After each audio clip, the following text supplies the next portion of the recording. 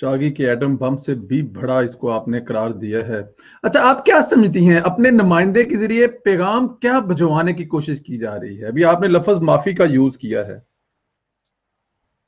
Safe retirement जी, safe exit, सानू माफ करो, हमसे गलती हो गई। एक इंडियन बड़ा मशहूर गाना है। हमका लेकिन बात माफी यह दे कि जी दो। माफी और हमका माफी दे दो, तो ये चल रहा है और ये राइट लेफ्ट सेंटर चल रहा है।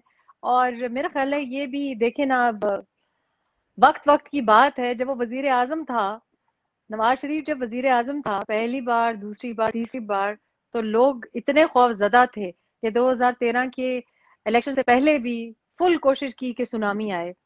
उसके बाद जनाब उसको सारी जिंदगी के लिए डिस्क्वालीफाई कर दिया कि ये 2018 में ये बाप बेटी ना दिखाई दे।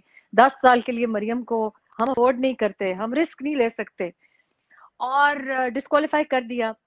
अब 2018 से लेके 2020 तक, पहले आप कहते थे कि ये किसी तरीके से जाए, ये मियां नवाज शरीफ किसी तरीके से जाए, बड़े उसके मिन्नते तरले करके, बड़ी ऑर्गेनाइज करके उसको बाहर भेजा। अब कहते हैं जी उसका वापस आए और जनाब वापस आए, कोई ट्रीटमेंट नहीं हो रही, इधर आए और जेल अपनी पूरी करें, और हमारे सामने हमसे धोखा हो गया है। पता नहीं किसने धोखा किया इनके साथ, इनके डॉक्टर्स ने धोखा किया है, इनको फाइलें पढ़नी नहीं आती, पता नहीं किसने धोखा किया है। बहरहाल अब वो कह रहे वापस लेके आए, और साथ ही साथ जब न्यूज चैनल्स को खबर देते हैं कि जी हम उनको वापस लेके आएंगे, साथ ही साथ कहते हैं कि जी उनका पासपोर्ट ब्लैक लिस्ट कर देंगे।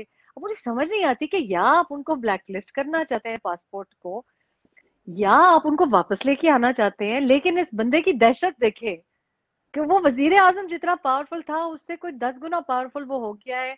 बाहर लंदन में बेचारे एक अपार्टमेंट में बैठा हुआ, वो यहाँ से चाय की प्याली तो क्या छींक मारते हैं तो उधर रद्द अमल आ जाता है। 8 बजे का शो, 10 बजे का शो, अब आप स्पीच दिखाएं ना दिखाएं, हर तरफ नवाज शरीफ, नवाज शरीफ, नवाज शरीफ। ये दहशत है, इसको कहते हैं पावर।